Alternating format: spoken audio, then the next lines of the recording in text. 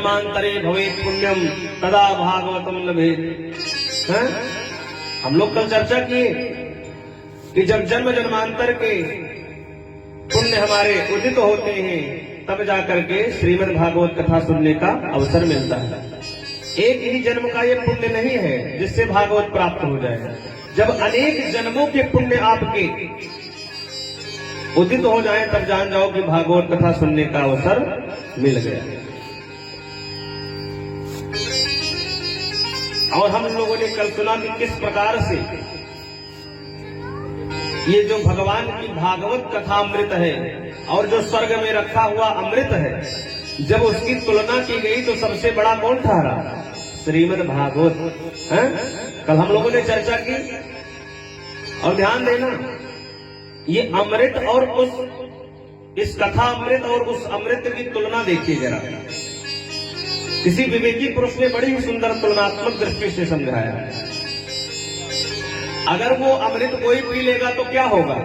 भाई आप अमर हो जाएंगे। लेकिन हम ये कहते हैं कि श्रीमद् भागवत कथा सुनने वाला अभय हो जाता है। अभय माने आपके डर से, आपके हृदय से मृत्यु का डर ही निकाल दिया जाए। हैं? अब हमें मृत्यु से डर नहीं लगता अगर, तो हम अमर ही हैं, क्योंकि मृत्यु तो सबको आनी है। समस्या उसे होती है जो मृत्यु से घबराता है। हम लोग जानते हैं कि मरना एक दिन है कि नहीं है। अच्छा, कोई कहते कि हाँ भाई कोई अमर हो वर्तमान में है? कोई व्यक्ति कहे कि नहीं भाई हम अभी अमर हैं, कोई कह नहीं सकता गारंटी के साथ। मरना है, और यदि आप मरेंगे, मरने का डर आपके अंदर बैठा है, तब तो आपको बड़ी परेशानी होगी। लेकिन अब मुझे मरने का डर ही अगर नहीं है तो फिर मृत्यु मेरा क्या करेगी? हैं? तो अमृत जो है वो अमरत्व प्रदान करता है, लेकिन जो कथा अमृत है ये क्या है? ये अभयत्व प्रदान करता है, व्यक्ति को मृत्यु के भय से मुक्त करा देता है। ध्यान देना, ये भागवत जिनकी वजह से ज्यादा प्रचलित हुई, राजा परीक्षित की चर्चा आती है। उनको क्या डर था? मृत्यु का ही तो डर था, हैं? कि 7 दिन में मेरी मृत्यु हो जाएगी। और ये जब भागवत कथा उन्होंने सुना तो क्या हुआ? उनको मरने का भय ही समाप्त हो गया। मरे तो ये तो शाश्वत नियम है, अब उन्हें अमर नहीं कहा जाएगा। उनका शरीर शांत हुआ लेकिन आत्मा अजर अमर है। इसलिए उन्होंने एक, समझ लो कपड़ा जैसे बदलते हैं, बस आप इससे ज्यादा मत समझना। समझ लो एक कोट पैंट पहने हैं, इसको उतार के रख दिए, बस उतना ही समझिए। इस शरीर को इससे ज्यादा तवज्जो अगर आप दे देंगे तभी आपको समस्या होगी। इस शरीर को एकदम कपड़ा समझिए। और कपड़ा कौन सा है? बहुत सुंदर कपड़ा है, ये कोई साधारण कपड़ा भी नहीं है, ये भी मान लीजिए। दुर्लभो मानुषो देहो, 84 लाख कपड़ों में सबसे बढ़िया कपड़ा यही है। ध्यान देना, 84 लाख कपड़ों में जो सबसे बढ़िया कपड़ा भगवान ने आपको दिया है वही है। इसीलिए कहते हैं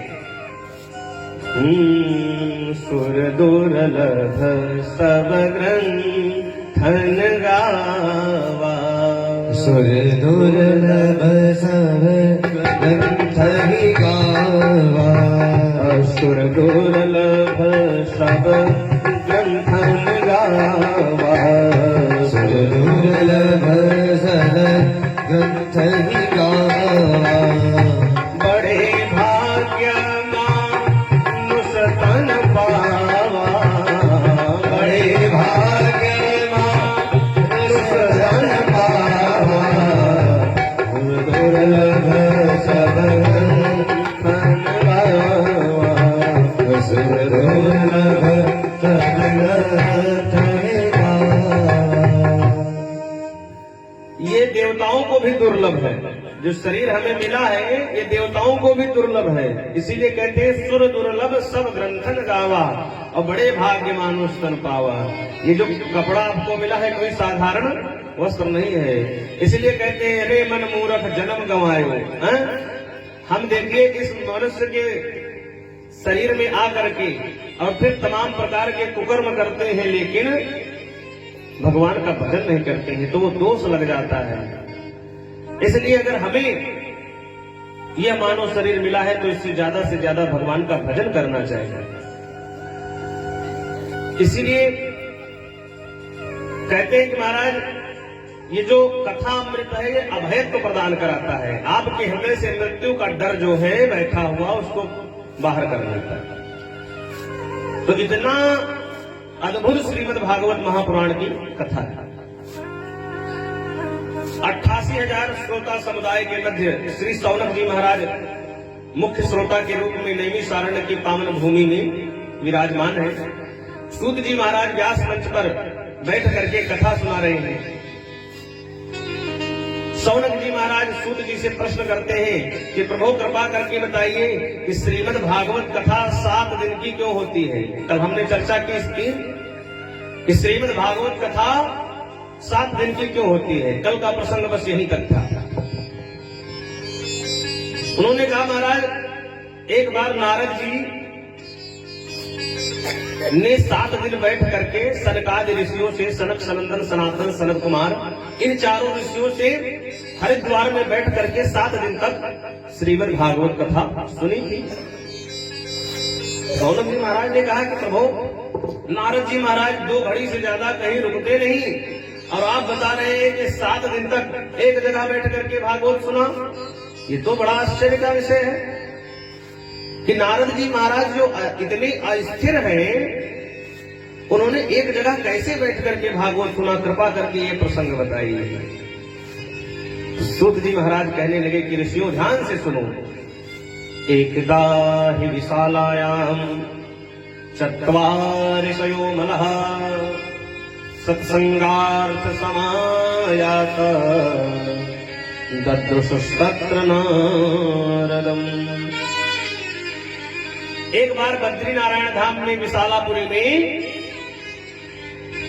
सनक सनंदन सनातन शरद कुमार ये चारों ऋषि भ्रमण कर रहे थे। सत्संग की इच्छा से, सत्संगार्थ, सत्संग की इच्छा से ये चारों ऋषि भ्रमण कर रहे थे और उन्होंने देखा इसको नारद जी महाराज। और नारद जी महाराज को देखा तो नारद जी का मुख मलिन था। नारद जी के मुखमंडल पर दुख नजर आ रहा था। तो सनकादि ऋषियों ने पूछा कि नारद जी महाराज आप जैसे विरक्त संत आज मिले वो भी दुखी हालत में, दुखी अवस्था में। आप जैसे संतों का दर्शन होना अपने आप में बड़ा सौभाग्य का विषय है और आज आपका दर्शन हुआ तो आप दुखी दिख रहे हैं। क्या बात है, कृपा करके बताइए। कहते हैं कथम ब्रह्मदीन मुखा कुतश्चिंता तुरो भवान त्वरितं गम्यते कुत्र कुतश्चागमनं तव। सनकादि ऋषि नारद जी से महाराज कहते हैं भो ब्रह्मण कथम दीन मुखा। हे नारद जी महाराज आपका मुख इतना दुखी क्यों है, मुखमंडल पर दुख क्यों छा रहा है, कृपा करके बताइए। तो नारद जी महाराज कहते हैं कि जैसे आप इस धराधाम पर सत्संग करने की इच्छा से आए हैं उसी प्रकार मैं भी सत्संग की इच्छा से आया हूं। क्योंकि सत्संग हर जगह सरलतम नहीं है, सुलभता से सत्संग हर जगह नहीं मिल जाता, ये भी ध्यान रखिए। स्वर्गीय सत्य कैलाशी सत्संग जो है वैकुंठ में भी नहीं मिलता। कल मैंने कहा ना कि वैकुंठ में भगवान का तो दर्शन कर सकते हैं लेकिन भगवान की कथा नहीं सुन सकते हैं। तो जो बड़े भक्त होते हैं वो कहते हैं प्रभु हमें वैकुंठ नहीं चाहिए, हमें तो बार बार इस पृथ्वी पर भेजते रहिए कि मैं आपकी मंगलमयी कथा अपने कानों से सुनता रहा। जो सच्चे भक्त होते हैं, कथा के रसिक होते हैं, वो वैकुंठ को भी त्याग देते हैं। कहते हैं मुझे तो मृत्यु लोक में जाकर के भगवान की कथा सुनना है। और देखिए आज नारद जी महाराज कहते हैं कि मैं सत्संग की इच्छा से मैं भी इस धराधाम पर सत्संग करने के लिए आया, लेकिन बड़ी विडंबना यहाँ पर मुझे सत्संग नहीं मिला। और कलयुग का वर्णन करते हैं, कहते हैं यहाँ पर तमाम प्रकार के पाखंडी संत हो गए हैं,